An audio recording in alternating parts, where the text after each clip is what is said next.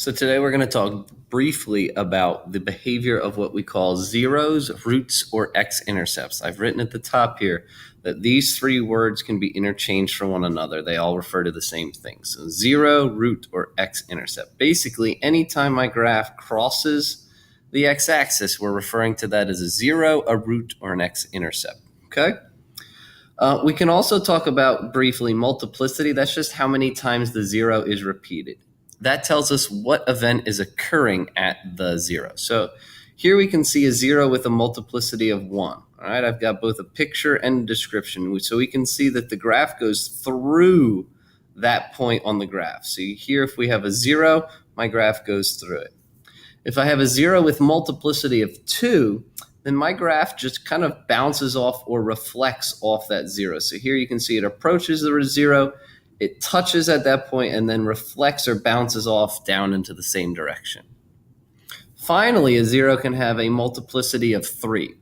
This is where the function either turns, swivels, flattens, whatever term you would like to use best to help you kind of notice that as it approaches, it starts to kind of look as if it's going to bounce off, but then it actually turns almost like I flipped it. Instead of it bouncing off this way, it kind of bounces off in an upwards direction. So those are the three types of multiplicities that a 0 can have. Once we understand that, we can now combine what we have just learned with what we talked about in class in regards to the end behavior of graphs. So the first thing you want to do is plot the zeros. So here you can see I have zeros at -1, 2, and 5. Nothing else is listed as far as multiplicity, so I assume that they all have multiplicity of 1. If it's not stated, you understand it has to be a multiplicity of 1. So I'm going to plot my zeros. So I have zeros or x-intercepts or roots at -1, at 2, and at 5. From there, you'll notice we determine the end behavior of the graph. Okay, so this is a positive odd function. So I know that my endpoints are going to look something like this. They're going to go opposite because it's odd, and they'll go in this direction based on the fact that it is a positive function. So what I can then do is kind of connect the end behavior with the outermost zeros. Okay, so I know at this point, it's going to kind of go down. All right, this is my 0 furthest to the left, so that's going to affect this endpoint.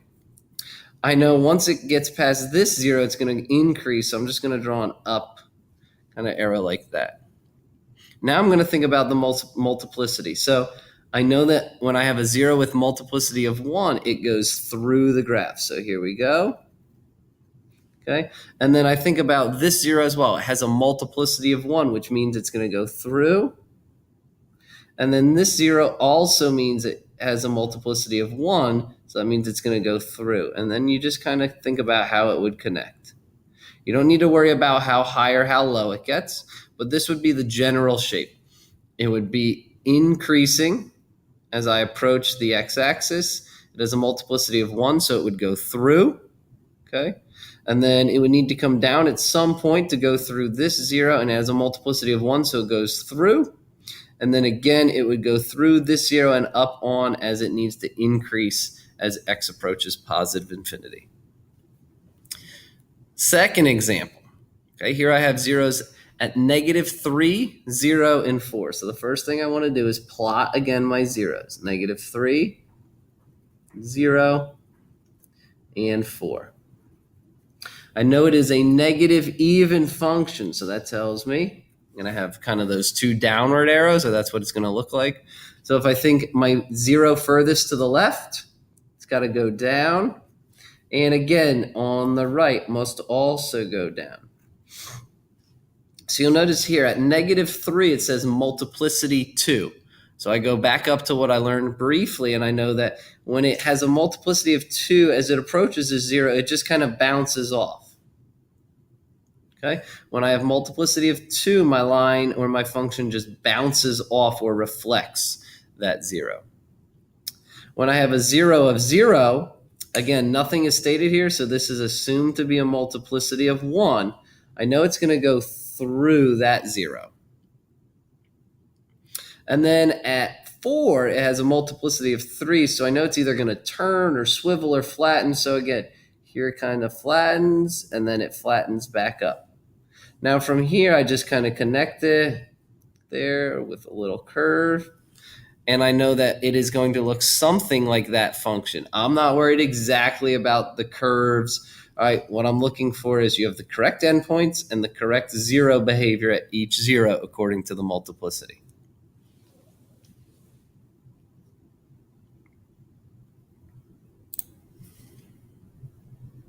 All right, you can jot this information down. Once you have this copied down, or right now, I would pause, all right, the screen, as I'll then go ahead and give you the answer. All right. As a last spoiler warning, if you don't want to see the answer, pause it now. Otherwise, you're going to plot our zeros at -2, at 0, and at 4. Positive even, that means it's going to rise on both sides. Okay. At -2, it doesn't say anything, so it's got a multiplicity of 1, so I know it goes through. At 0, it's got a multiplicity of 1, so it's going to go through. And then already I should see that in order for it to go back up, it's probably going to be just bouncing off because it's not going to cross the x-axis anywhere in between. And I know that to be true because this 0 has a multiplicity of 2, which says it's going to reflect. My next example, again, I'm going to plot my zeros.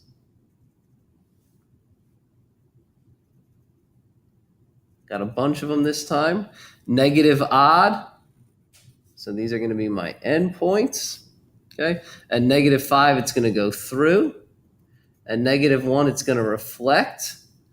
At 3, it's going to have that little swivel. So you can see it's still above. So it's going to come down and kind of flatten out. And then at 6, it's going to go through. So I can just kind of connect these. And there is some sort of polynomial function that I'm looking for.